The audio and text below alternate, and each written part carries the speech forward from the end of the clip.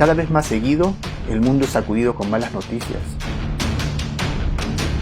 Nuestra fragmentada sociedad no encuentra paz, ni un camino que prometa un fin a todos los conflictos que la sacuden. Conflictos raciales, conflictos sexuales, interpersonales, religiosos.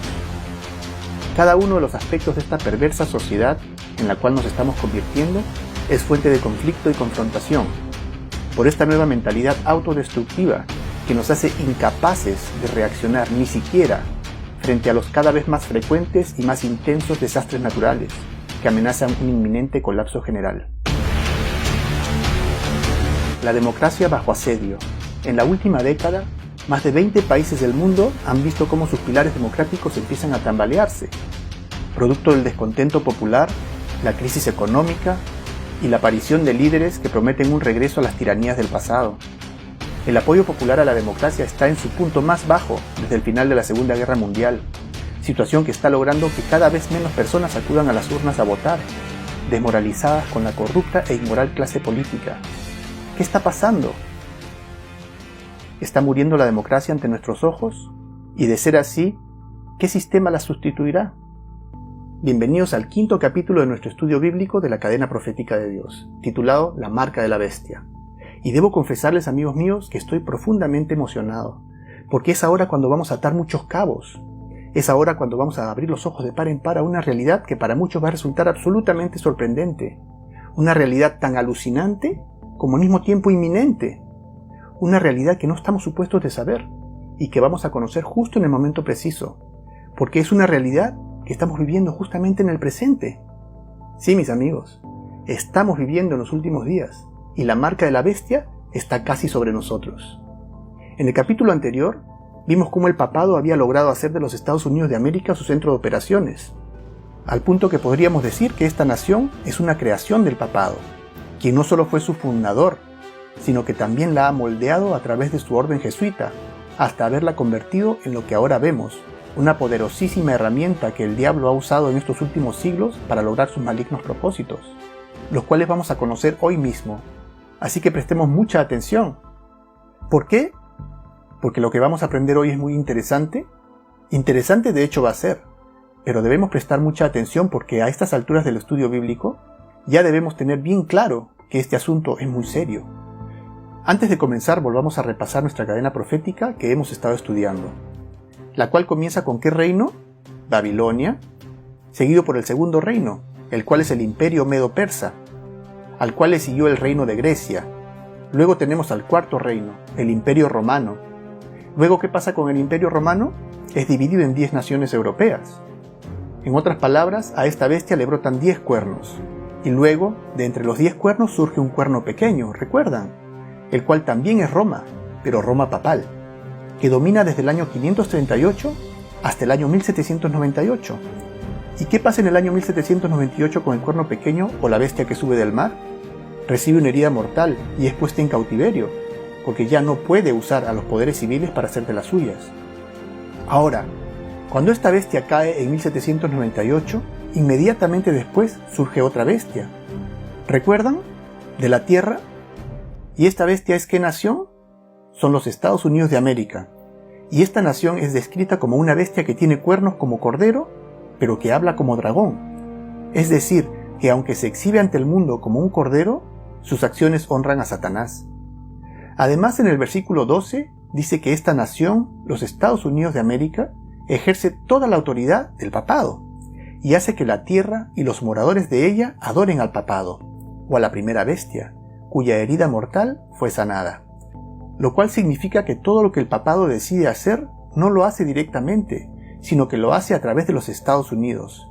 Y el sistema de moral del papado y sus reglas llegan a convertirse en una norma mundial, gracias a que son difundidas a todo el mundo a través de los Estados Unidos mediante sus poderosas herramientas subliminales, las cuales transforman la mentalidad de todos nosotros prácticamente desde que nacimos y nos lleva a honrar al papado en vez de honrar a Dios.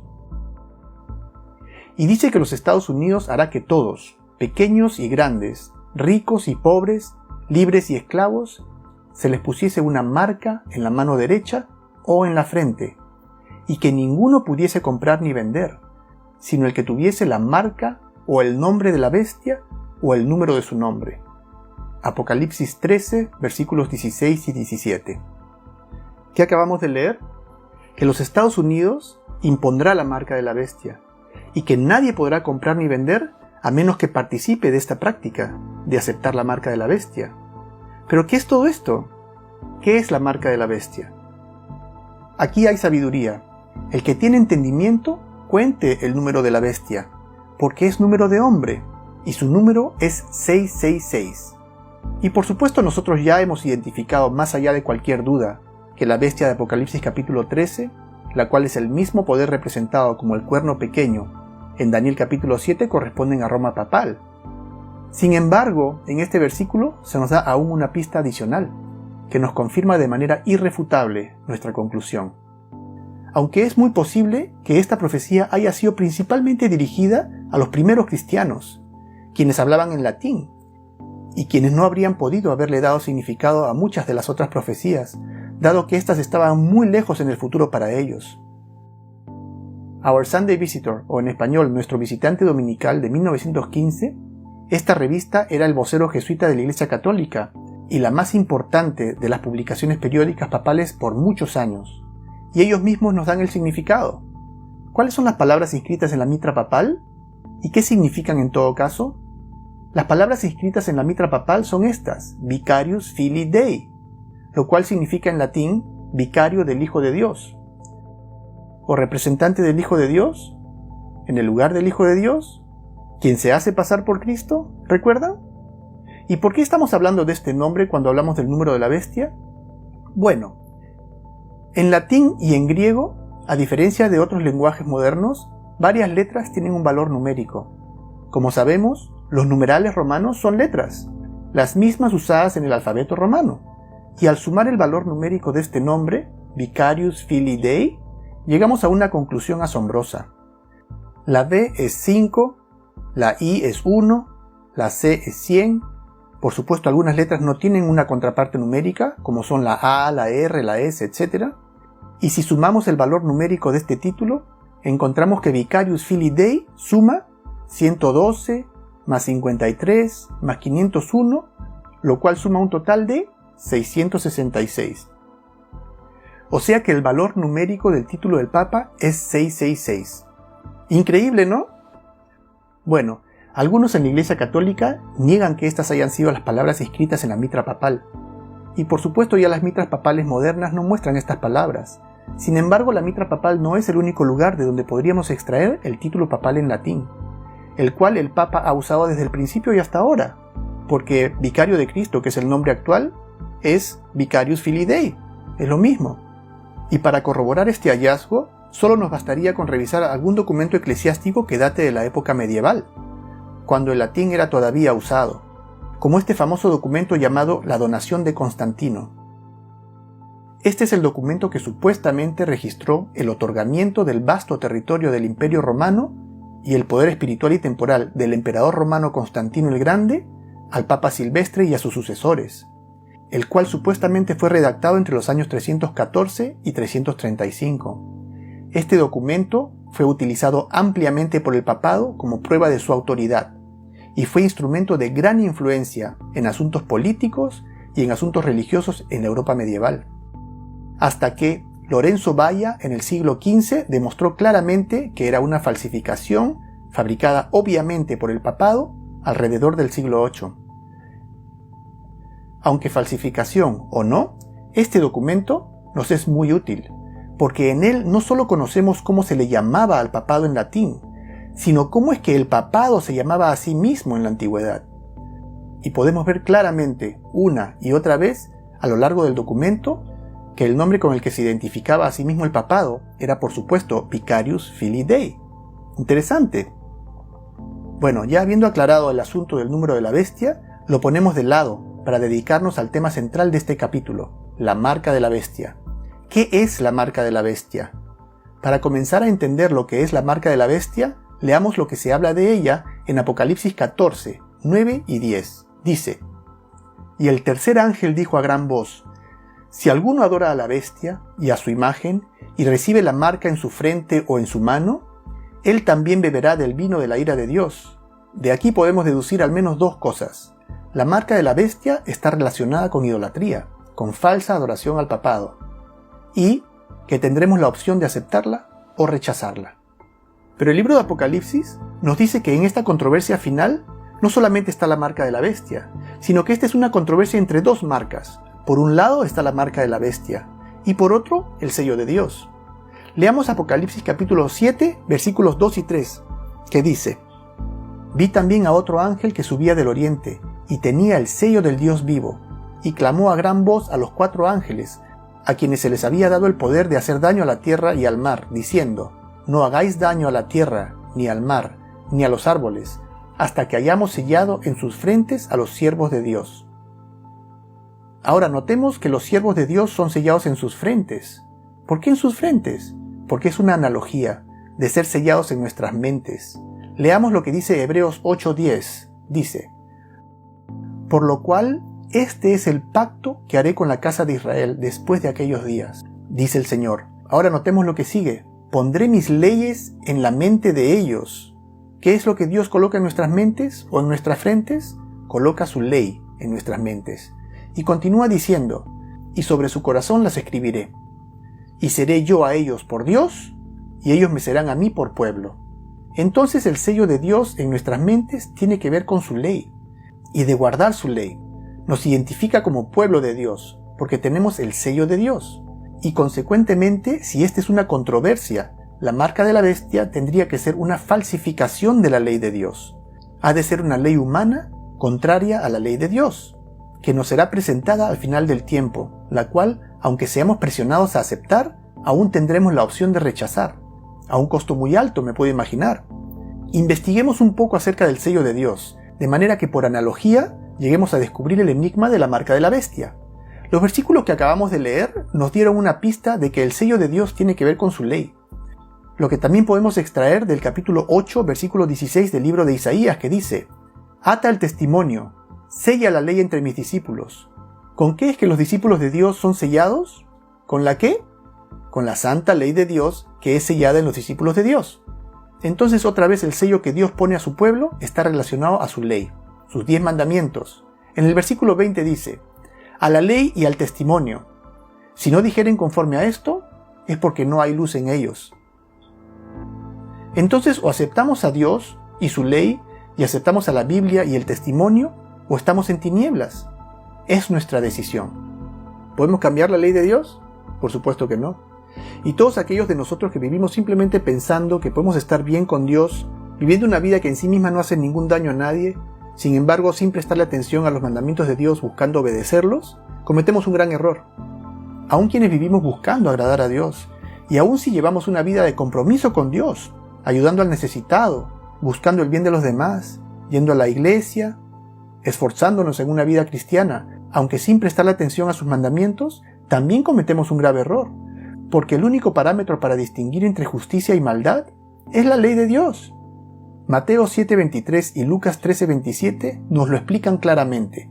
Ambos pasajes presentan el mismo escenario. Ambos son dos textos paralelos donde Jesús habla de aquellas personas que piensan que llevan una vida cristiana, aunque sin prestar atención a la ley de Dios. Y de ellos Jesús habla diciendo: Muchos me dirán en aquel día: Señor, Señor, ¿no profetizamos en tu nombre? ¿Y en tu nombre echamos fuera demonios? ¿Y en tu nombre hicimos muchos milagros? Y la respuesta de Jesús a ellos, tanto en Mateo como en Lucas, es exactamente la misma.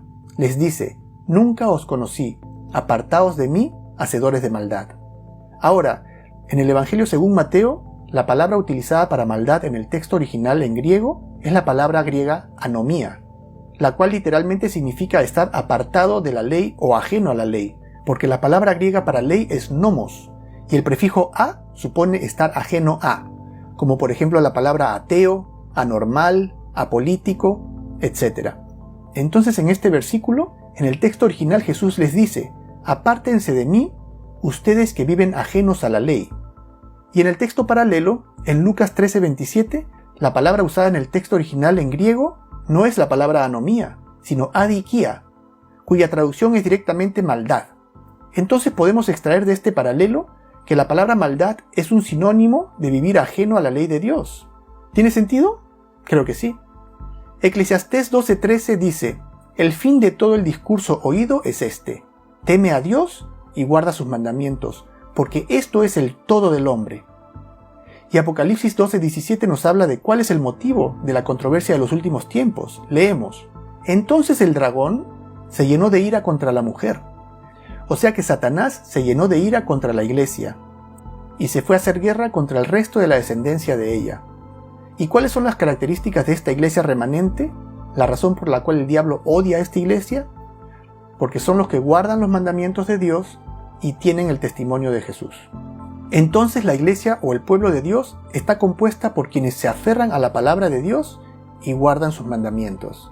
Sin embargo, al revisar las historias contenidas en la Biblia, podremos ver que esta gran controversia entre Dios y el diablo, en la cual está sumida toda la tierra desde su creación, no gira alrededor de todos los 10 mandamientos, sino que en especial alrededor de los 4 primeros mandamientos, porque los mandamientos del 5º en adelante tienen que ver con nuestros deberes para con nuestro prójimo, pero los primeros 4 mandamientos tienen que ver con nuestra relación con Dios, relación que el diablo busca destruir.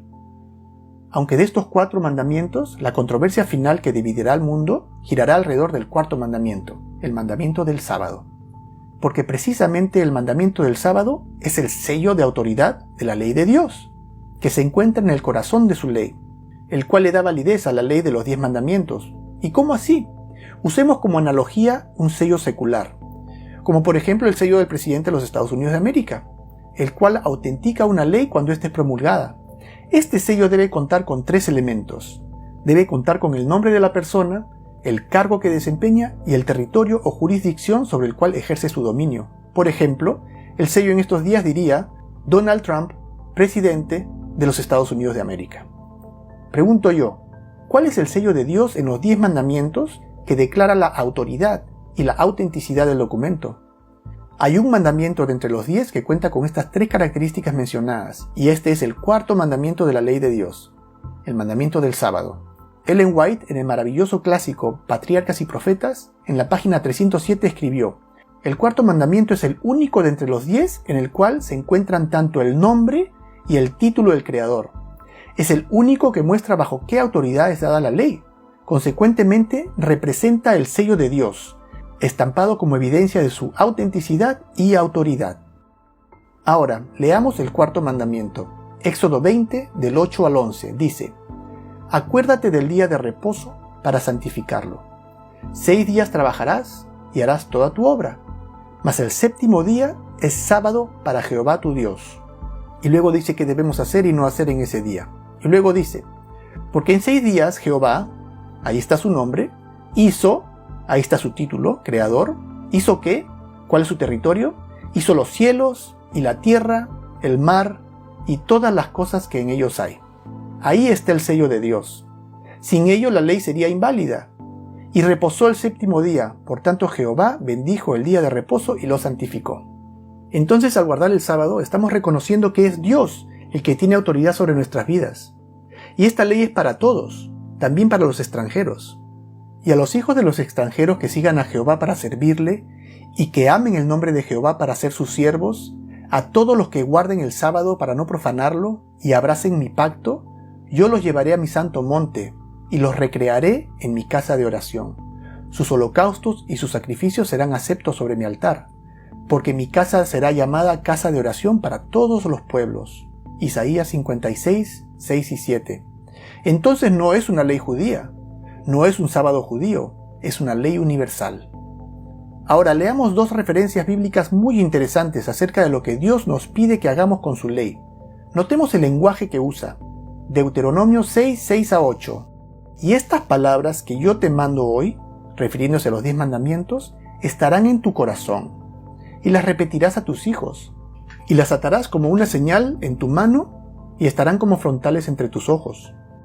Y eso, por supuesto, no significa que tengo que hacer un rollito con la ley de Dios y colgármelo en la mano o pegármelo en la frente. Significa que su ley debe ser guardada aquí y debe de ser guardada aquí. Debe gobernar mis pensamientos y gobernar mis acciones. Y te será como una señal sobre tu mano y como un memorial delante de tus ojos, para que la ley de Jehová esté en tu boca. Éxodo 13:9. Entonces Dios tiene una ley, Dios tiene un sello, tiene una marca distintiva que Él desea que tengamos guardada en nuestro pensar y en nuestro actuar. Porque Dios no busca que le obedezcamos por temor, sino que Él quiere que le obedezcamos porque tenemos una relación con Él, una relación padre-hijo basada en el amor. Y en contraste tenemos la otra marca, la marca del enemigo de Dios, la cual deberá ser colocada en la frente o en la mano. Es decir, que no importa si recibimos la marca de la bestia porque verdaderamente creemos que es lo correcto, lo cual está simbolizado con recibirla en la frente, o si la tomamos porque las circunstancias nos obligan a hacerlo, ya que como leímos, el no tenerla significaría no poder comprar ni vender. Entonces nos sería colocada en la mano, porque la aceptaríamos por conveniencia o por necesidad. Y esto es porque el enemigo de Dios lo único que le importa es nuestra perdición, y que quebrantemos los mandamientos de Dios sin importar que lo hagamos por una razón o por la otra. Y hago misericordia a millares, a los que me aman y guardan mis mandamientos. Juan 14:15 dice, si me amas, guarda mis mandamientos. Entonces guardamos los mandamientos de Dios por un acto de amor hacia Él. Y al hacer lo que nos pasa, por cuanto en mí ha puesto su amor, yo también lo libraré. Le pondré en alto, por cuanto ha conocido mi nombre. Me invocará, y yo le responderé. Con él estaré yo en la angustia, lo libraré y le glorificaré. Lo saciaré de larga vida y le mostraré mi salvación. ¿Ah? ¿Qué tal? Una promesa rebosante de esperanza, la promesa de Dios a todos aquellos que ponemos en Él nuestra confianza y guardamos sus mandamientos. Sin embargo, un cristiano no se salva por guardar los mandamientos, sino por la gracia de Dios. Aunque no vamos a poder hablar sobre este tema tan importante que es el de la salvación por la gracia en este capítulo, porque no le haríamos justicia. Es un tema muy importante que todo cristiano tiene que comprender cabalmente y requeriría una lectura aparte, porque es una columna fundamental de la fe cristiana. En este capítulo lo que vamos a hacer simplemente es analizar a profundidad el tema de la marca de la bestia. Entonces el sábado, el séptimo día, es el sello de Dios, y es la señal de que Él es quien tiene autoridad en nuestras vidas. Ezequiel 20:12 dice, y les di también mis sábados, para que fuesen por señal entre mí y ellos, para que supiesen que soy yo, Jehová, que los santifico. Pero hay un sistema que piensa que puede cambiar los tiempos y la ley, el cual se opone y se levanta por encima de todo lo que se llama Dios o es objeto de culto. Entonces, ¿qué exactamente es la marca de la bestia? Mucho se escucha acerca de la marca de la bestia siendo un chip o un código de barras o algún mecanismo que controle las transacciones de compra y venta. Sin embargo, nada de eso es importante para Dios. Y recibir un chip implantado ya sea en la mano o donde sea no es en sí mismo contrario a Dios, ni contrario a su ley. Además, la marca de la bestia, ¿de dónde debe provenir? De la bestia. Y la bestia sabemos muy bien que es el papado, la Iglesia Católica. Entonces dejemos que la misma Iglesia Católica nos diga cuál es su marca. Leamos lo que el canciller del cardenal Gibbons escribió en octubre de 1895 en respuesta a la pregunta. Él responde, por supuesto que la Iglesia Católica afirma que el cambio de sábado a domingo fue su acto. Y este acto es una marca de su poder eclesiástico y autoridad en asuntos religiosos. Aquí el representante de la Iglesia Católica nos habla de una marca de autoridad, el cambio del sábado al domingo, como día de adoración. En el diario The Catholic Record, del 1 de septiembre de 1923, la Iglesia Católica escribe, el domingo es nuestra marca de autoridad. La Iglesia Católica está por encima de la Biblia, y la transferencia de la observancia del sábado al domingo es prueba de ello. Y es que el asunto no es el día es circunstancial, el asunto es la autoridad que va con el cambio. ¿Es el sello en sí mismo o la autoridad en él representada la que autentica la ley? Por supuesto que es la autoridad en él representada, la que da validez al sello. Entonces el sábado es el sello que da autoridad a la ley de Dios, porque es el sello que dice que guardamos sus mandamientos porque Él es el creador del universo, porque Él es el rey y el que da la ley. Entonces quien quita el sábado y lo reemplaza por otro día, lo que en realidad está haciendo es poniéndose en el lugar del creador. El catequismo de la Iglesia Católica lo explica claramente. Pregunta, ¿qué día es el sábado? Respuesta, el sábado es el sábado. Pregunta, ¿por qué observamos el domingo en vez del sábado? Respuesta, observamos el domingo en vez del sábado porque la Iglesia Católica transfirió la solemnidad del sábado al domingo. Ellos saben exactamente lo que han hecho. Pero puedes leer la Biblia desde Génesis hasta Apocalipsis y no encontrarás una sola línea que autorice la santificación del domingo. Las Escrituras imponen la observancia religiosa del sábado, un día que nosotros nunca santificamos. Esto fue extraído del libro La fe de nuestros padres del cardenal James Gibbons, 1877, página 43. Ellos saben, esto no es ignorancia, esto es con completo conocimiento.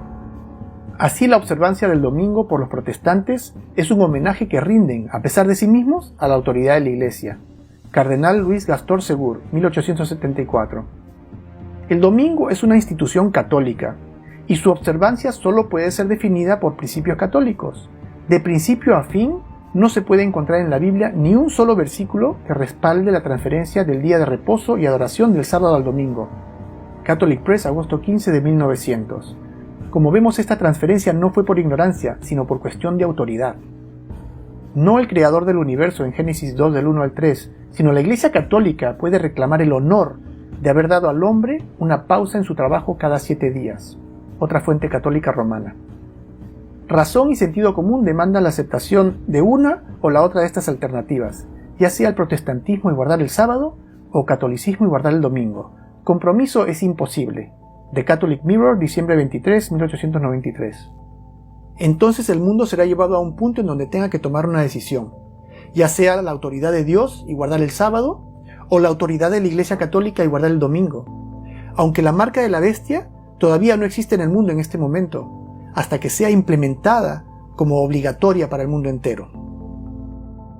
El domingo fue fundado no en base a las escrituras, sino en tradición, y es una institución claramente católica. The Catholic Record, septiembre 17, 1893.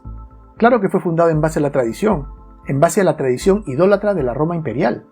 El Nuevo Testamento no hace ninguna mención explícita de que los apóstoles hubieran cambiado el día de reposo de sábado a domingo, pero lo sabemos por tradición. The New Revised Baltimore Catechism, página 139. Entonces, tradición es ahora el ente a través del cual se define la doctrina, y no la palabra de Dios. ¿Qué encontramos en la Biblia? En Mateo 15, 3, 6 y 9, Jesús respondió a los fariseos: ¿por qué también vosotros quebrantáis el mandamiento de Dios por vuestra tradición? Así habéis invalidado el mandamiento de Dios por vuestra tradición. Pues en vano me honran, enseñando como doctrinas mandamientos de hombres. Interesante. La Iglesia, después de cambiar el día de descanso del sábado judío o el séptimo día de la semana por el primero, hizo que el tercer mandamiento se refiera al domingo, como el día a ser santificado, como el día del Señor. Enciclopedia Católica, volumen 4, página 153. En el año 2003, la Iglesia Católica declaró: la mayoría de cristianos asumen que el domingo es el día de reposo y adoración según la Biblia. Sin embargo, la Iglesia Católica declara que fue ella quien transfirió el día cristiano de adoración del sábado bíblico al domingo. Tratar de argumentar que el cambio fue hecho en la Biblia es ambos deshonesto y la negación de la autoridad católica. Aquí Roma está aclarando que el cambio del día de reposo es su obra y su marca de autoridad, y que no debe ser confundido por nadie en el sentido de pensar que es un cambio hecho por Dios. Bueno, la arrogancia que ya conocemos, ¿no? El Catequismo de la Iglesia Católica nos dice que convertir al domingo en día de descanso obligatorio es una meta de la Iglesia Católica. En el párrafo 2188 expone: con respecto a la libertad religiosa y el bien común, los cristianos debemos buscar el reconocimiento de domingos y los días santos de la Iglesia como feriados legales. ¿No sabéis que si os sometéis a alguien como esclavos para obedecerle, sois esclavos de aquel a quien obedecéis, sea del pecado para muerte, o sea de la obediencia para justicia? O en otras palabras, si yo decido obedecer los dictados de la Iglesia Católica contrarios a la ley de Dios, yo estoy adorando a la bestia. Si obedezco a lo que dice la Biblia, estoy adorando a Dios. Entonces la elección es mía. Entonces tenemos claro hasta ahora que el sello de Dios es el sábado. Y también que la marca de la bestia, o la marca de autoridad de la Iglesia Católica en desafío a la ley de Dios, es el domingo. También hemos visto cómo el papado presenta el domingo como su creación en términos de día de reposo. Pero hay algo más acerca del domingo que la Iglesia Católica no nos está diciendo. Algo oscuro que guardan para sí mismos, que la masa católica ignora. Pregunto yo, si haber cambiado el sábado a domingo es motivo de tanta discusión, ¿por qué no regresar al sábado y ya? Fin del problema, ¿no? Claro que sí, a menos que haya algo más que defender. Y lo hay. Y es que adoración en domingo es en efecto deliberada idolatría. Es adoración al sol. Adoración al sol que la Iglesia Católica practica y ha practicado desde su fundación, y que el sumo pontífice ha practicado desde sus orígenes en Babilonia. ¿Recuerdan?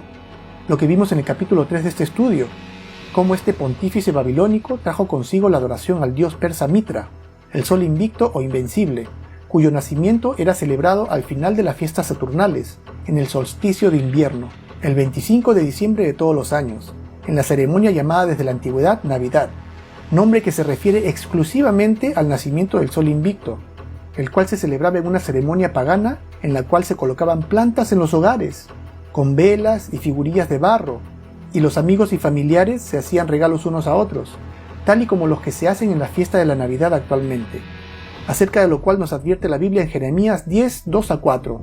Así dijo Jehová: no aprendáis el camino de las naciones, porque el leño del bosque cortaron, obra de manos de artífice de buril, con plata y oro lo adornan, con clavos y martillo lo afirman para que no se mueva, y no hablan, son llevados, porque no pueden andar. Fascinante.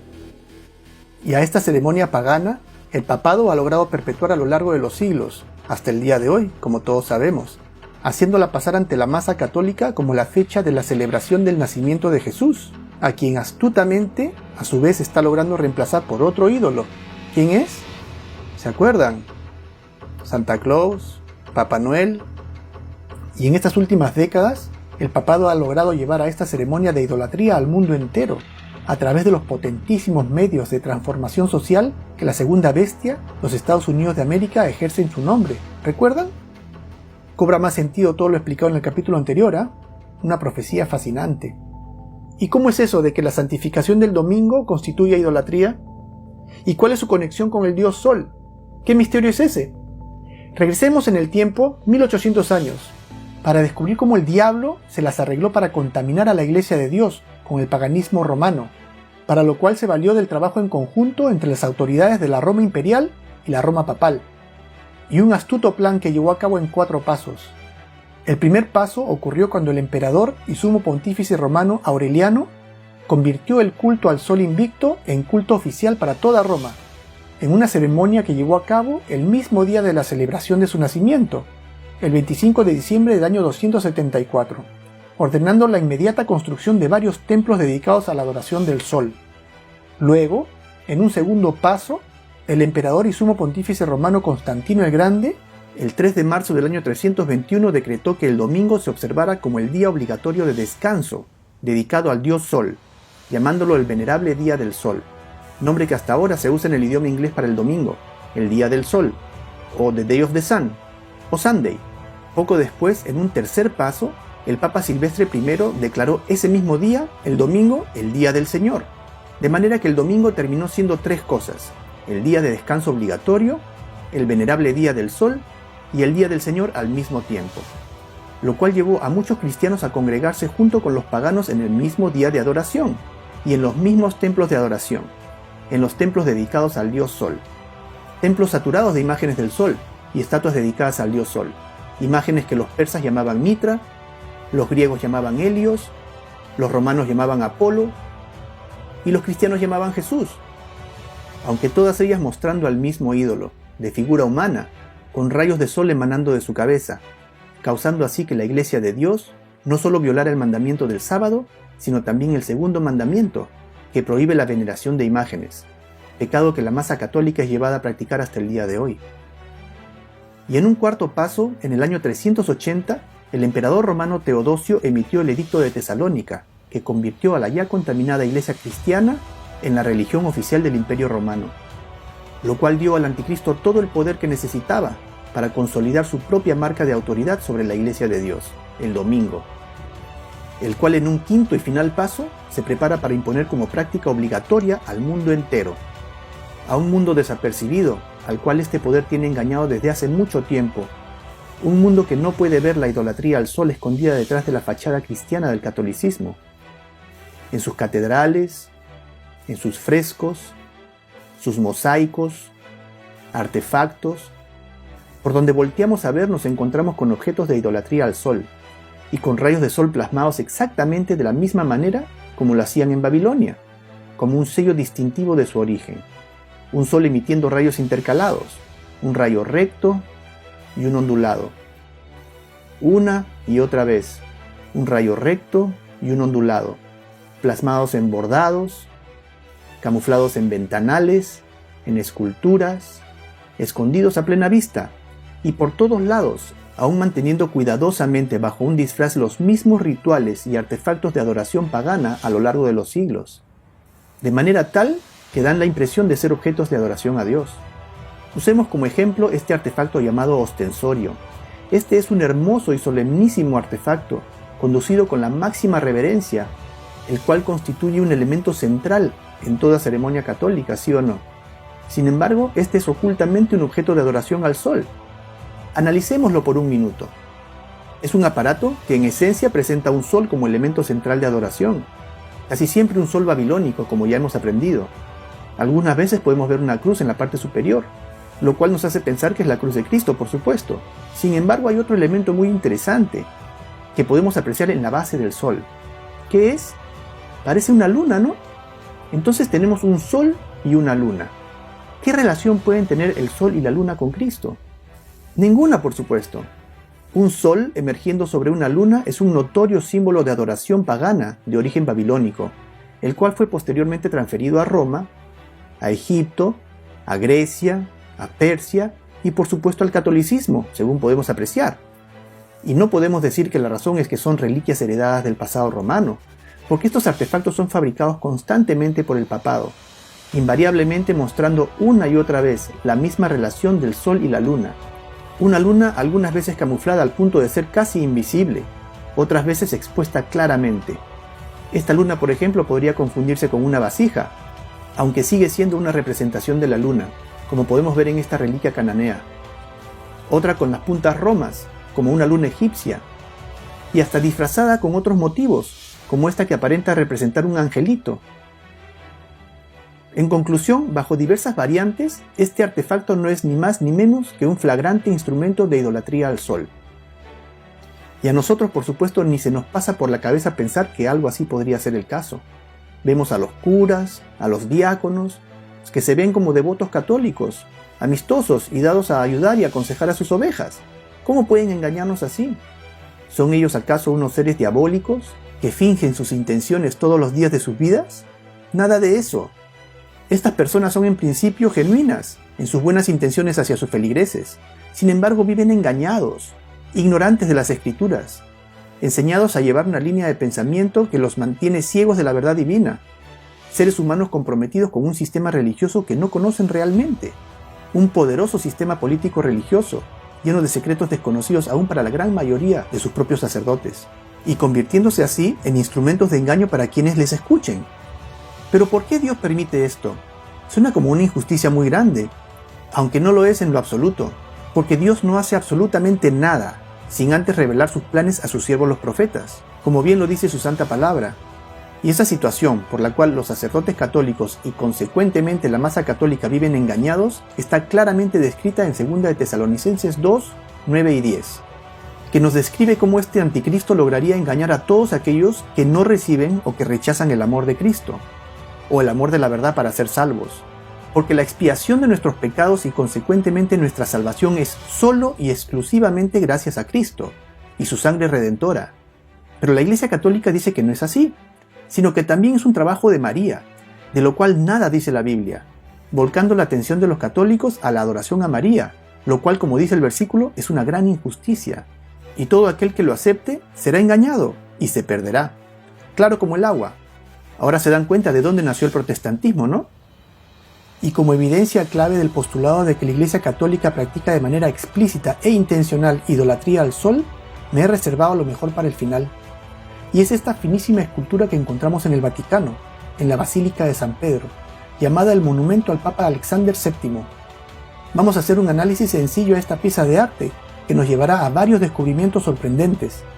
Aquí podemos ver al Papa sobre un altar, y abajo dos mujeres, una a la derecha y otra a la izquierda, simbolizando a dos iglesias, por supuesto, ¿recuerdan?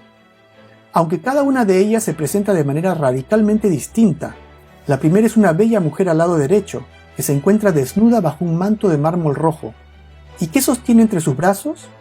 Esta es nada menos que la Iglesia Católica, una iglesia infiel, una iglesia idólatra, acariciando con gozo al sol entre sus brazos, y con el mundo entero bajo sus pies, o como bien describe el primer versículo del capítulo 17 del libro de Apocalipsis, la gran ramera, vestida de rojo, la cual está sentada sobre muchas aguas, o sentada sobre el mundo entero.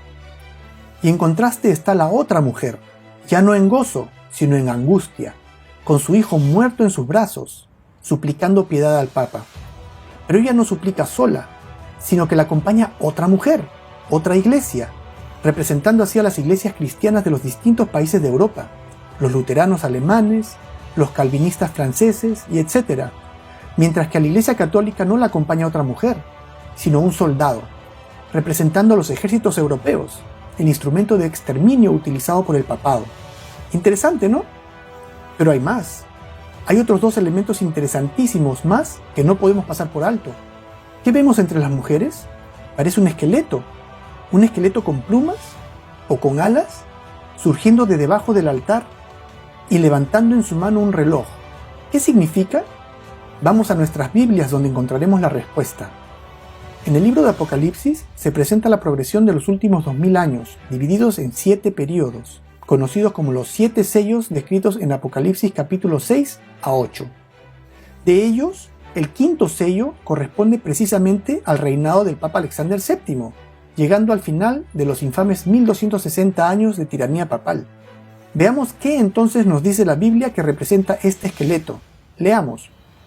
Cuando abrió el 5.º sello, vi bajo el altar las almas de los que habían sido muertos por causa de la palabra de Dios y por el testimonio que tenían, y clamaban a gran voz diciendo: ¿Hasta cuándo, Señor, santo y verdadero, no juzgas y vengas nuestra sangre de los que moran en la tierra? ¡Wow! Entonces este esqueleto levanta el reloj representando las almas de los asesinados por el papado, que piden justicia. ¡Fascinante! Pero eso no es todo. ¿Cómo sabemos que la mujer de la derecha es sin duda la Iglesia Católica? Hay un detalle escondido que nos lo dice, y está escondido debajo del dedo gordo de la ramera.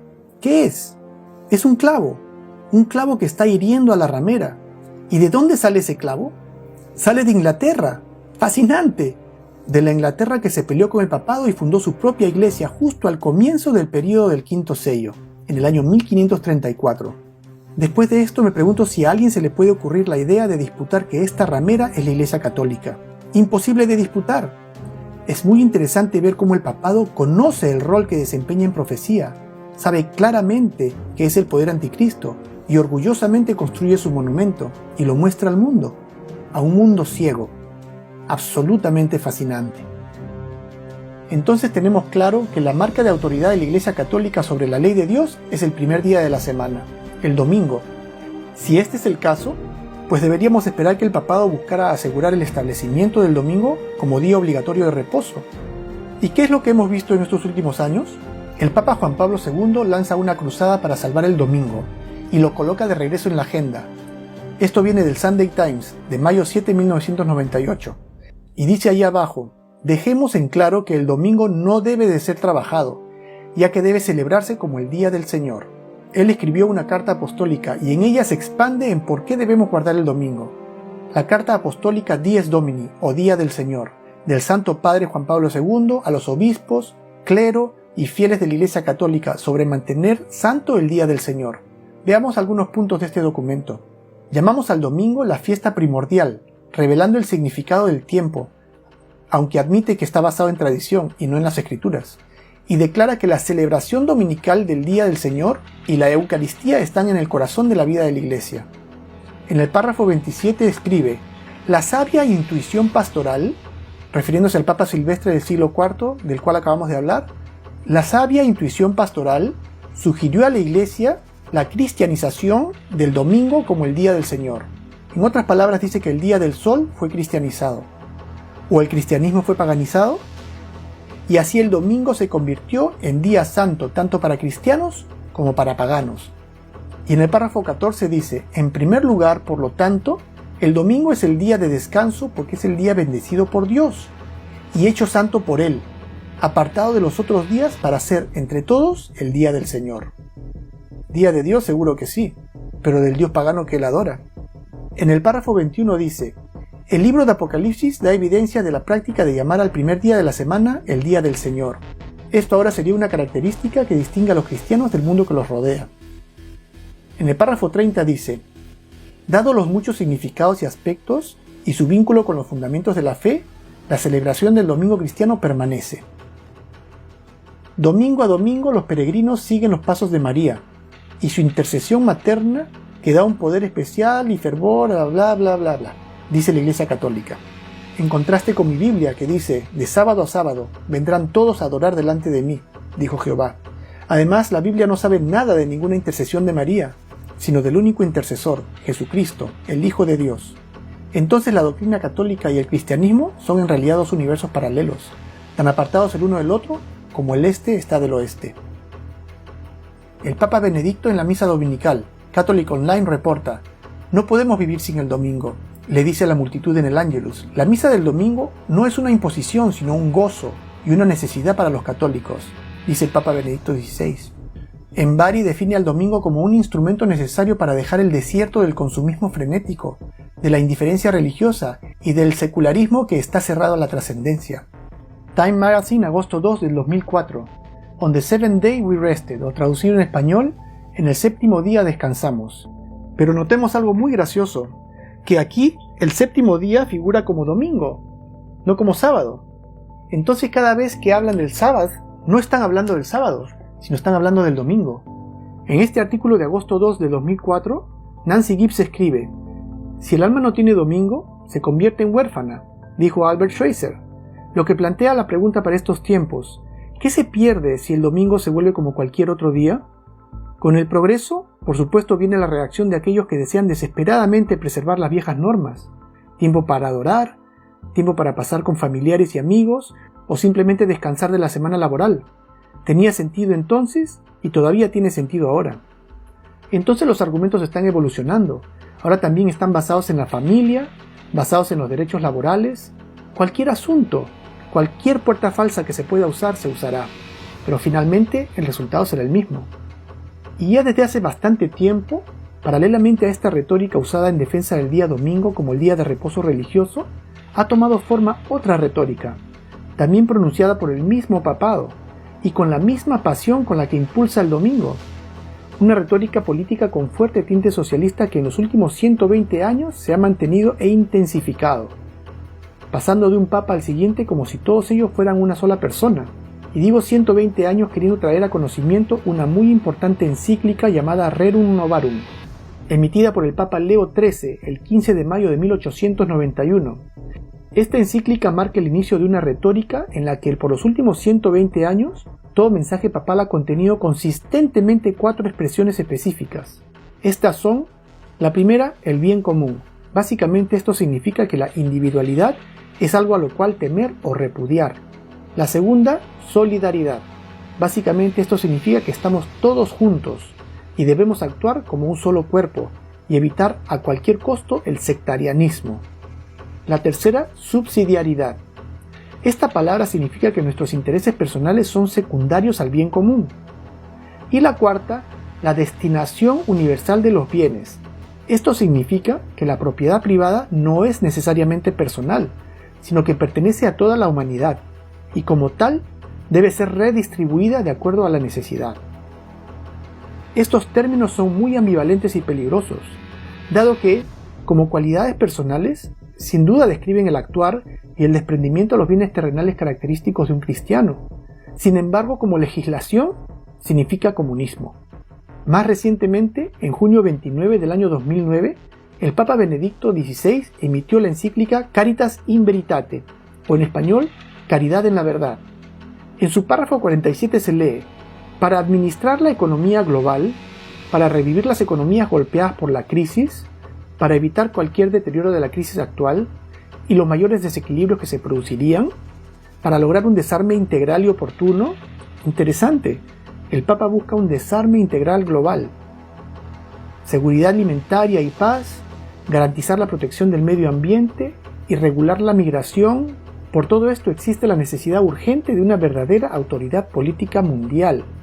Es decir, aquí el Papa, aprovechando la atmósfera global que se diera como resultado del zamacón económico del 2008, propone la creación de un organismo que ejerza lo que él llama una verdadera autoridad política mundial, ya sea eso o conceder un mayor poder a las Naciones Unidas.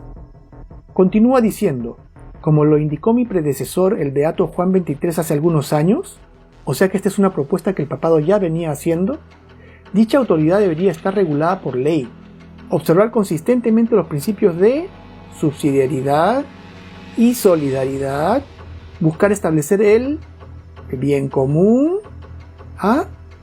y comprometerse a asegurar un auténtico desarrollo humano integral inspirado en los valores de caridad y verdad. Además, dicha autoridad debería ser reconocida universalmente y revestida con el poder efectivo para garantizar la seguridad de todos. Suena bastante cerca a una dictadura global. Con poder efectivo, dice. Poder militar ha de ser. El respeto a la justicia y el respeto a los derechos, obviamente debería tener la autoridad para garantizar el cumplimiento de sus decisiones por todas las partes, y también con las medidas coordinadas adoptadas en diversos foros internacionales. Una retórica cargada de poder, un poder impositivo. ¿Alguien conocía esta faceta del viejito Benedicto XVI? Yo no. Cada vez queda más claro que el objetivo de la Iglesia Católica sigue siendo el de restablecer la unión Iglesia-Estado que existió durante los 1260 años de supremacía papal. El objetivo final del papado es lograr que los poderes civiles del mundo impongan su marca de autoridad papal, la cual ya hemos determinado que es el domingo como día de reposo obligatorio. Y no es coincidencia que la comunidad internacional está promoviendo las exactas mismas causas que el papado romano propone estos días. En su discurso a las Naciones Unidas el 25 de septiembre del 2015, el Papa Francisco I ha identificado 3 problemas álgidos que enfrenta el mundo. Estos son la necesidad de erradicar la pobreza y resolver el problema de migración masiva, la necesidad de salvar a la familia, como sea que defina la palabra familia, y la necesidad de resolver el severo problema del cambio climático. Y el Papa Francisco ha ligado todos estos problemas con la necesidad de guardar el domingo como día de reposo. ¿Qué les parece? 2 retóricas paralelas que de pronto se convierten en una. ¿Y cómo es que todo esto está en relación con el domingo? Bueno, no voy a incluir todas las declaraciones del Papa Francisco, pero lo que él dice es que el ambiente necesita un día de reposo. Y me imagino que podemos adivinar a qué día se refiere. Por supuesto que es el domingo. También dice que los feudales capitalistas les deben a sus sobreexigidos trabajadores un día de reposo. Apuesto que adivinamos qué día es ese. El domingo. También declaró que la familia necesita un día para asistir a misa y conectarse con sus raíces espirituales. ¿Será el domingo por casualidad? ¿Cómo lo adivinaron? Ahora vamos a ver un ejemplo de cómo el papado pone su pie en la puerta para influenciar los poderes del mundo. Y vamos a usar un ejemplo muy relevante, el cambio climático. En el presente el Papa y los líderes tienen el mismo marco básico en cuanto a cambio climático, y el papado está detrás de todas estas declaraciones acerca de la necesidad de una solución al problema de cambio climático. Recorramos los pasos que el papado ha tomado al respecto. En abril del 2015, el Papa dio un discurso ante la Academia Pontificia de Ciencias Sociales. Dicho discurso fue titulado Cambio climático y el... ¿qué? El bien común. En este discurso presentó un escenario apocalíptico que nos muestra lo que puede ocurrir si este problema no es resuelto. Luego, el 24 de mayo del 2015, el Papa publicó su encíclica Laudato Si, que en español significa Alabado seas. En esta encíclica Laudato Si, que básicamente aborda el tema de cambio climático, igualmente presenta un escenario apocalíptico a darse si este problema no es resuelto. Y los líderes políticos de todo el mundo han alabado mucho esta encíclica. Ellos dicen que estas son las cosas que el mundo debe saber, de modo que el mundo pueda abordar este problema con la seriedad que amerita. ¿A alguien le parece una sorpresa ver cómo el mundo entero empieza a maravillarse en pos de la bestia? ¿Bestia que está abriéndose camino a sanar por completo su herida mortal? Luego nos vamos a septiembre 22 de 2015, cuando el Papa Francisco visitó los Estados Unidos de América. Y su primera visita fue a la Casa Blanca, donde se reunió con el presidente Barack Obama por 45 minutos para discutir sus puntos álgidos preferidos: pobreza, inmigración y, por supuesto, el problema del cambio climático. Días después se pronunció en una asamblea conjunta del Congreso de los Estados Unidos, y otra vez los puntos a tratar fueron, ¿cuáles? Familia, pobreza y cambio climático. Y por supuesto el Papa guardó lo mejor para el final, y en septiembre 28 dio la nota crítica en la sesión número 70 de la Asamblea General de las Naciones Unidas en Nueva York, donde enfatizó aún con lenguaje más fuerte estos mismos asuntos, y por encima de todo, puso un énfasis especial en el tema de cambio climático. y al terminar su discurso el Papa recibió una impresionante ovación por los líderes de 193 naciones, la cual duró por varios minutos, como extraído del libro de Apocalipsis. Increíble, ¿no? Fue en esta misma Asamblea de las Naciones Unidas en que fue aprobada la Agenda 2030. ¿Qué es la Agenda 2030? Ay, amigos, la Agenda 2030 es un asunto muy importante, el cual está en plena implementación y reviste una importancia comparable con nada en la actualidad, y muy relevante en lo que se refiere a profecía. La Agenda 2030 es un esfuerzo al que se comprometen todas las naciones de la Tierra. Esta agenda ha identificado 17 metas y 169 objetivos, a través de los cuales esperan erradicar la pobreza y acabar con el problema del cambio climático. Dicho sea de paso, al leer este documento, se puede ver que si este plan llega a implementarse, nos llevará, entre otras cosas, a la eliminación de la autonomía nacional, es decir, que todas las naciones del mundo deberán someterse ante un poder central. Un sistema socialista global centralizado bajo el control del papado. A una economía global y la eliminación de la moneda tangible. ¿Qué significa eso? Significa que se eliminarían los billetes y las monedas, y toda transacción de compra y venta o pago pasaría a ser de manera virtual, como pasa con PayPal y todos estos medios de pago que existen en la actualidad. Número 4. Eliminación del individualismo. 5. Eliminación del sectarianismo, es decir, solo existirá una nueva religión consistente en la unificación de todas las religiones en una, prohibiendo cualquier acto religioso fuera de ella. También se determinará la currícula a ser enseñada a los niños y estudiantes. Nada nuevo ahí. Además, proveerá igualdad de géneros, no en la buena manera que estamos imaginando, sino en la manera perversa en la que estamos viendo que está ocurriendo. Además, se propondrá la redistribución de las riquezas del mundo, y se aplicará severas penalidades a las naciones y a las personas que se rehúsen a participar. En otras palabras, este es por completo un sistema distinto al que existe ahora. Es un nuevo orden económico, un nuevo orden mundial. ¿A alguien le suena esto? Y por favor no nos equivoquemos si es que vemos términos llenos de esperanza en las metas y objetivos de esta agenda, porque nada de todo esto es esperanzador, sino que es lo más cercano a una tiranía global. El Papa Juan Pablo II pide un nuevo orden mundial, 1 de enero del 2004. 5 años más tarde, el Papa Benedicto XVI pide un nuevo orden mundial económico. Eso fue hace 11 años. Y otra vez el Papa Francisco pide un nuevo orden mundial económico. Reuters 2015. ¿Lo tendrán o no? Ban Ki-moon, el secretario general de las Naciones Unidas para el periodo entre el 2007 y el 2016, pronunció lo siguiente en relación a esta agenda. La agenda es una promesa de los líderes a todas las personas en todas partes. Es una visión universal, integrada y transformadora para un mundo mejor. Las instituciones tendrán que adaptarse a un gran nuevo propósito. Debemos involucrar a todos los actores como lo hicimos en la conformación de la agenda. Debemos incluir a los parlamentos, a los gobiernos locales y trabajar con las ciudades y las áreas rurales. Debemos unir a las corporaciones y empresarios. Debemos involucrar a la sociedad civil en la formación e implementación de políticas y permitirnos rendir cuentas de nuestros avances. Debemos escuchar a los científicos y la academia. Tendremos que abrazar una revolución de la información. Lo más importante es que debemos ponernos a trabajar ahora. Definitivamente plantea todo un nuevo mundo. Pero ahí no termina la discusión del cambio climático. En París, del 30 de noviembre al 12 de diciembre del 2015, representantes de 195 naciones se reunieron para firmar el Acuerdo de París, en el cual las naciones se comprometen a participar con la Agenda 2030, incluyendo el secretario de Estado de los Estados Unidos de América, John Kerry, con su nieta sentada en sus faldas, lo cual significa que los Estados Unidos está también muy comprometido con esta agenda. Dave Hunt, en su libro titulado Global Peace o Paz Global, formula una pregunta muy interesante. Dice, ¿por qué los líderes mundiales quieren meterse en la cama con el Vaticano?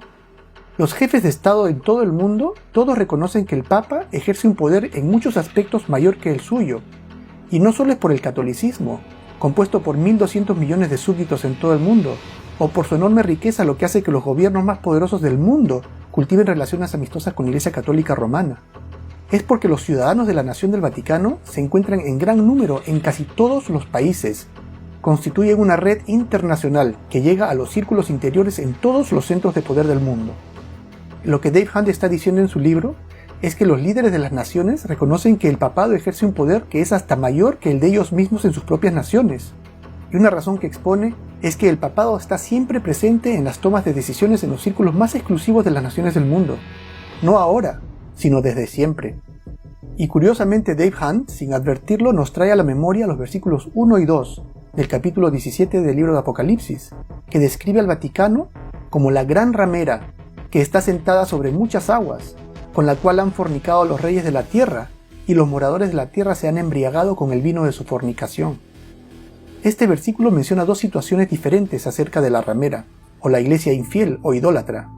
Una de ellas dice que los reyes o los dirigentes de la tierra han fornicado con la iglesia católica, describiendo esta situación de sumisa complicidad de las naciones del mundo ante el inmenso poder del Vaticano de la que Dave Hunt nos habla en su libro. Y la otra situación nos dice de cómo la iglesia católica embriaga o confunde al mundo con su doctrina de idolatría, como por ejemplo su doctrina dominical, lo cual está representado con embriagar al mundo con el vino de su fornicación. Otra fascinante profecía. Incluyo aquí algunos versículos para la simbología de mujer con iglesia, de donde podemos desprender la simbología para ramera, y de fornicación como símbolo de idolatría para revisión. John Robbins, en su excelente libro llamado Ecclesiastical Megalomania, que en español es Megalomanía Eclesiástica, en la página 195 escribe: lo que el Estado de la Iglesia romana logró en mediana escala durante la Edad Media es lo que desea lograr a escala global en el nuevo milenio. Además dice: la Iglesia Católica nunca ha abandonado la esperanza de restablecer la unión medieval entre Iglesia y Estado, con un Estado global y una teocracia global como su objetivo final. Luego dice: la Iglesia-Estado romano es un híbrido, un monstruo de inmenso poder eclesiástico y político. Su pensamiento político es totalitario, y cada vez que ha tenido la oportunidad de aplicar sus principios, el resultado ha sido sangrienta represión. Si por los últimos 130 años ha suavizado sus afirmaciones de poder completo, supremo e irresponsable, tales cambios de comportamiento no se deben a un cambio de sus ideas, sino a un cambio de sus circunstancias. Continúa diciendo: el Estado Iglesia romano del siglo XXI, sin embargo, es una institución que se está recuperando de una herida mortal. Sí, y cuando recupere todo su poder y autoridad, impondrá un régimen más siniestro que el planeta haya visto hasta ahora. Concurro completamente con esta declaración. El Vaticano recientemente publicó un video en su canal de YouTube donde el Papa Francisco invita a los líderes del mundo a Roma a firmar un pacto global en mayo 14 del 2020. Veamos un poco acerca de esta invitación del Papa Francisco. Carissimi, nell'enciclica Laudato Si ho invitato tutti a collaborare per custodire la nostra casa comune. El Papa Francisco no pierde tiempo en referirse a Laudato Si, su encíclica acerca del cambio climático. En ella ofrece sugerencias de cómo combatir el cambio climático, incluyendo el reducir las emisiones de carbono, carpooling o compartir el transporte, plantar árboles y reciclar, por nombrar algunas. Y por supuesto que estas son buenas sugerencias, pero el Papa Francisco en su encíclica también relaciona el guardar el domingo con un mejor medio ambiente. En la página 178 leemos: en domingo, la participación en la Eucaristía tiene una importancia especial. Ese día, así como el sábado judío, se ofrece como un día de sanación de las relaciones del hombre con Dios, consigo mismo, con los demás y con el mundo.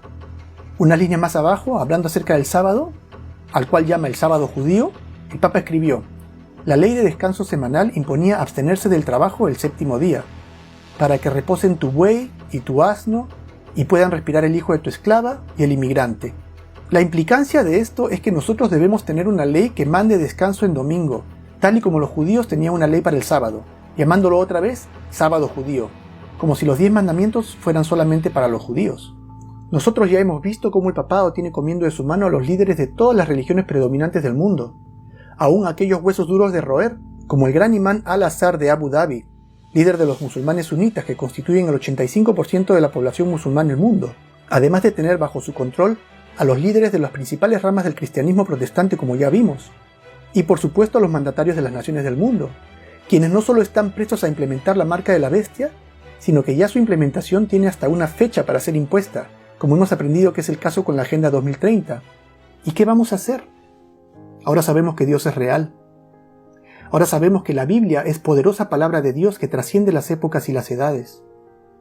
También sabemos que Dios no se ha olvidado de este mundo. y cómo desde el principio Él siempre ha estado al lado de su pueblo. ¿Y qué vamos a hacer? ¿Vamos a meter nuestra cabeza bajo la arena? Amigos míos, es exactamente ahora cuando he llegado a donde yo quería llegar. Es ahora cuando todo aquel que haya escuchado lo que se ha expuesto en mi serie tendría que tener los ojos abiertos a la realidad. Aquí estamos, en el año 2020, y el mundo se está desmoronando. Al menos eso parece. Y hay tantas cosas ocurriendo a nuestro alrededor. Y yo quisiera utilizar estos próximos minutos para mostrarles un poco de evidencia de ello.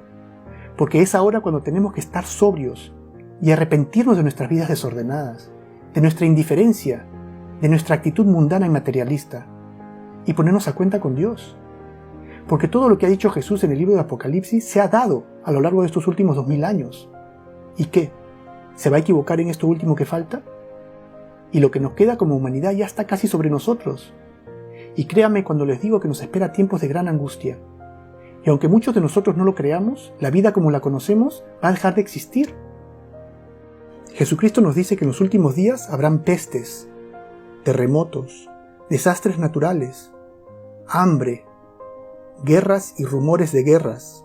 Y vemos estas cosas ocurriendo en rápida consecución. Y aunque el mundo está abrumado con las noticias del coronavirus, en este mismo momento que yo estoy hablando con ustedes, 15 países están sufriendo de inundación. Los fuegos en varias partes del mundo. En el 2019 huracanes, ciclones han azotado Japón, China, África, Norteamérica, Egipto. Aunque parezca imposible, también allí azotaron huracanes, olas de calor azotando grandes áreas de la Tierra, y todo esto va inequívocamente en dirección a empeorar. Quisiera compartir con ustedes un poco de lo que pienso que va a pasar muy pronto en nuestro mundo. Y no estoy hablando de desastres naturales, sino de política. Y es que los dirigentes del mundo se preparan para el nuevo orden mundial.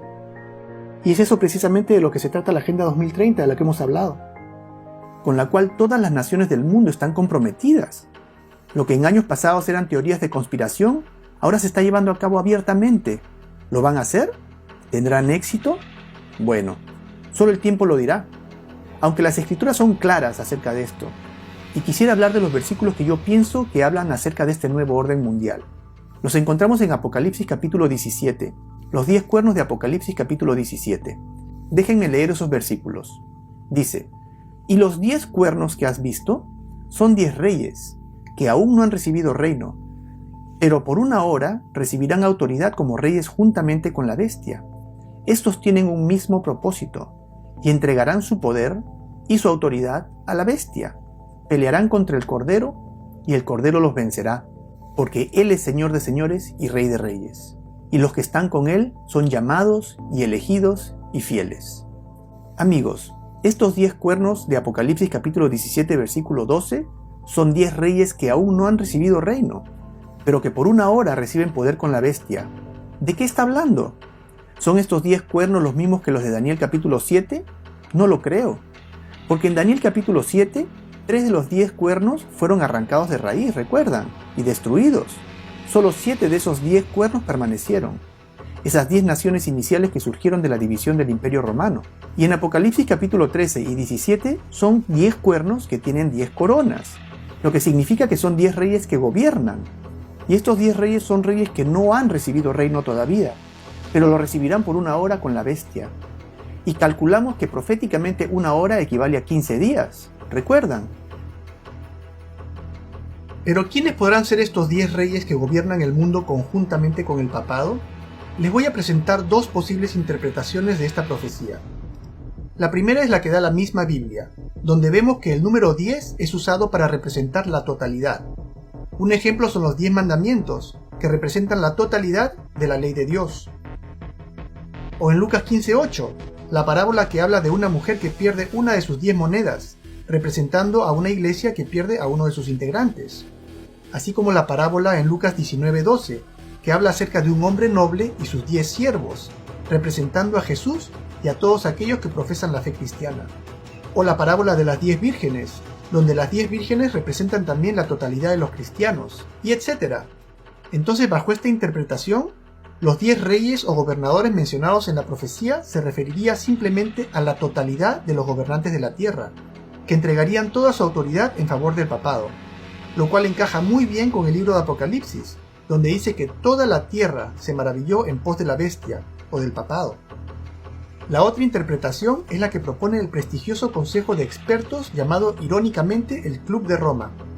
Esta organización, compuesta por los más destacados científicos, economistas, empresarios, funcionarios de alto nivel y ex jefes de Estado de todo el mundo, nos presenta su propuesta del mundo bajo el nuevo orden mundial, dividido en 10 regiones, todas ellas lideradas por el Vaticano, y cada región por supuesto dirigida por un gobernador.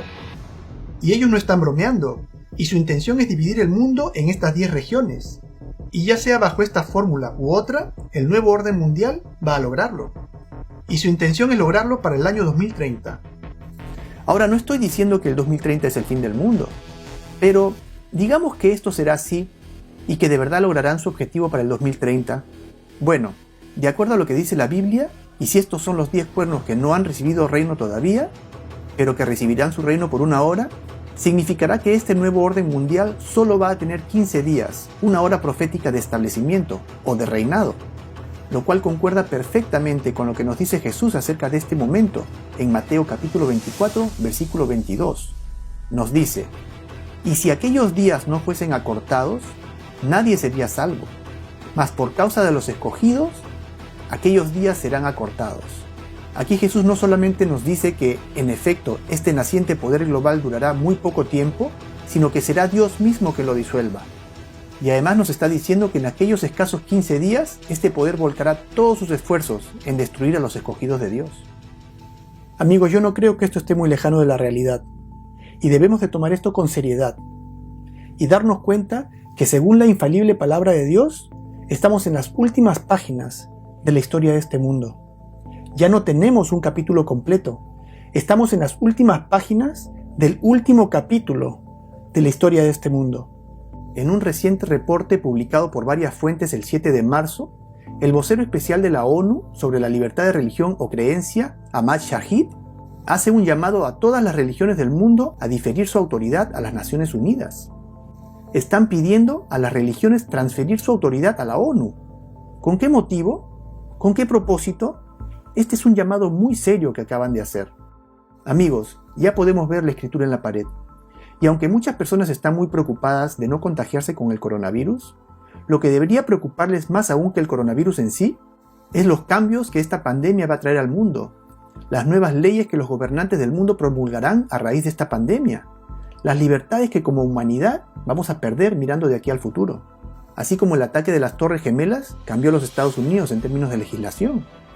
Y esta pandemia podría bien constituir el primer esfuerzo en conjunto de todas las naciones de la Tierra, el primer paso dado por el emergente gobierno global, porque la Agenda 2030 no va a ser implementada de golpe en el 2030, sino que ya en el presente se está abriendo camino, y es precisamente con la ayuda de pandemias y situaciones de crisis global como la que estamos viviendo ahora, que nos van a ir conduciendo a aceptar gradualmente los gigantescos cambios que esta agenda, que este nuevo orden mundial va a imponer a la civilización.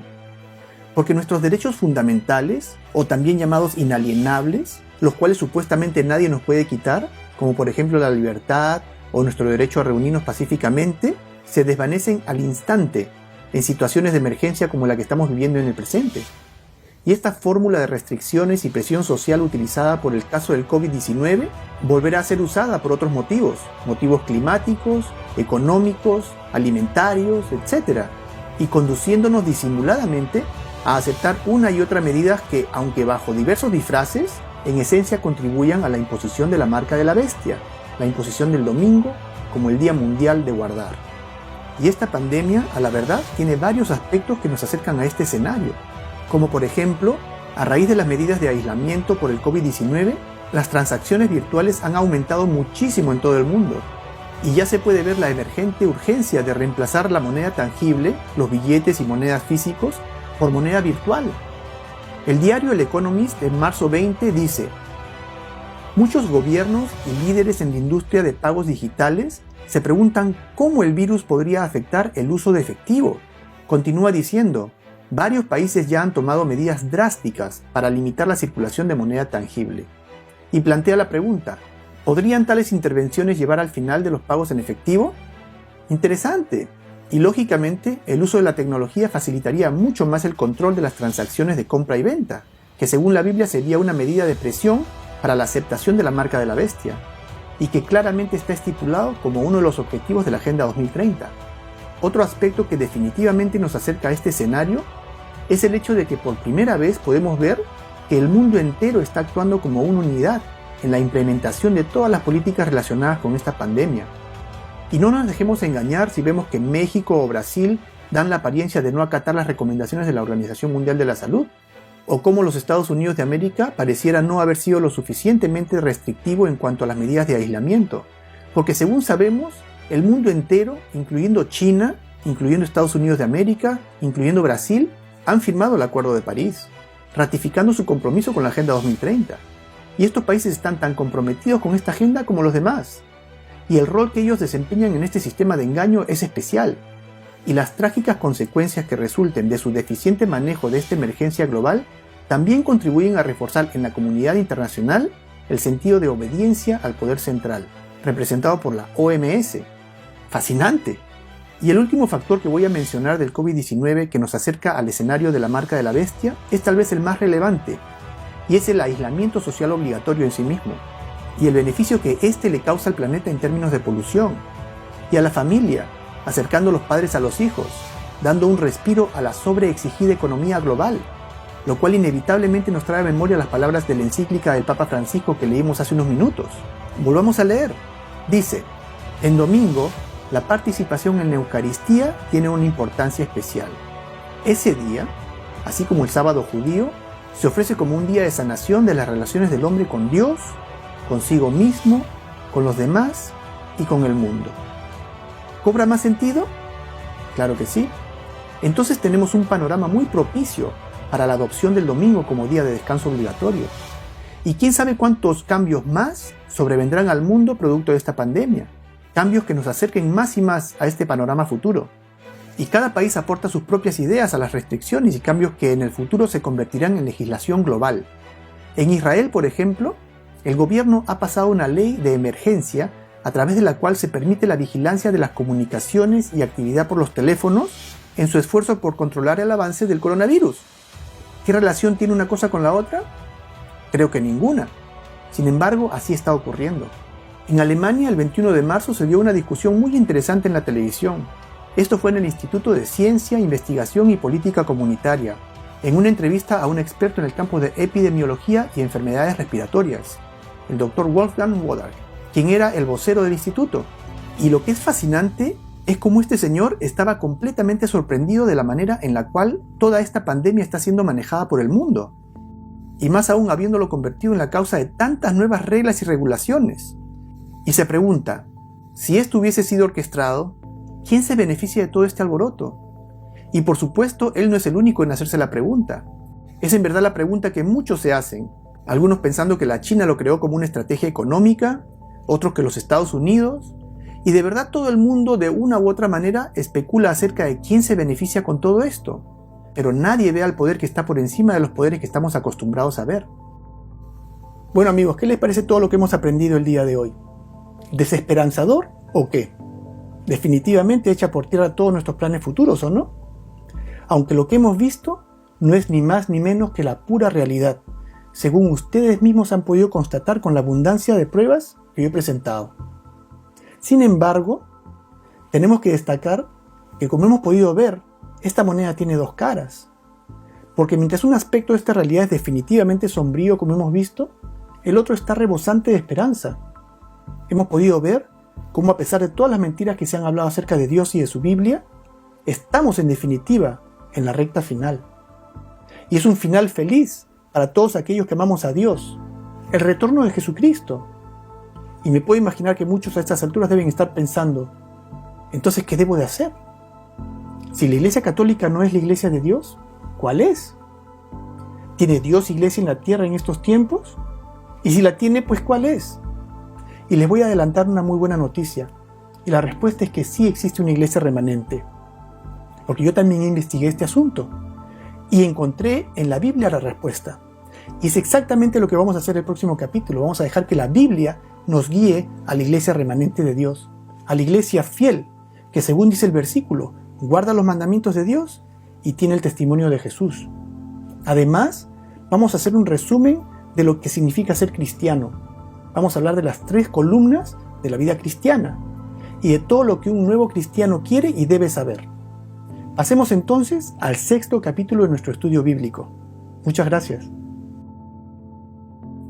Si este video ha sido de ayuda para ti y quisieras que otras personas conozcan esta poderosa verdad, por favor asegúrate de hacer saber que te gusta, coméntalo y comparte este video. Este video es parte de un estudio bíblico de la cadena profética de Dios, y yo quisiera animarte que veas toda la serie de este estudio haciendo clic en el enlace de la derecha. Y asegúrate de suscribirte en este canal si todavía no lo has hecho. Veamos entonces el siguiente capítulo de nuestro estudio bíblico. Muchas gracias.